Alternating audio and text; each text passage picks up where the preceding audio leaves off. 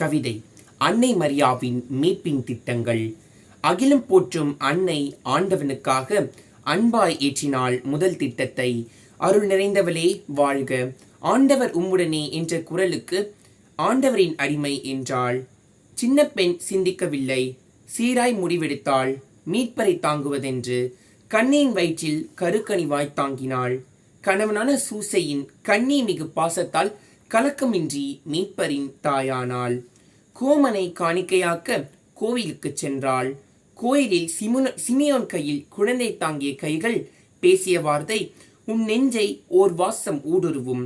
சவாலுக்கு தயாரானாள் நம் மீட்பரின் தாய்.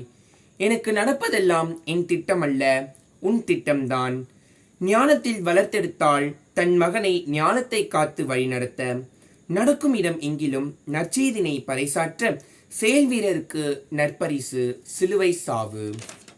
கல்வாரி பாதையில் மகனை கனிவுடன் பார்க்கையிலே சிந்திய கண்ணீர் துளிகள் பேசிய வார்த்தை, சென்று வா மகனே, நீ வென்றிடுவாய், மக்களை காத்து மீட்டிடுவாய்.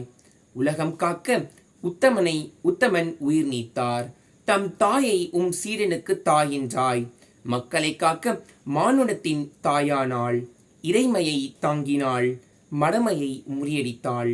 மீட்பின் திட்டத்திற்கு தாயானாள். நீதிக்காய் உயிர் கொடுக்கும் நல் உள்ளங்களே, நமக்கு நடப்பதெல்லாம் நம் திட்டம் இல்லை, தந்தையின் இறை திட்டம். கருத்தாங்கி என் மகனை உயிரற்று என் மடியில் தாங்கினேன். இது எனக்கு கிடைத்த சவால். நான் ஓடவில்லை, நான் ஒளியவில்லை.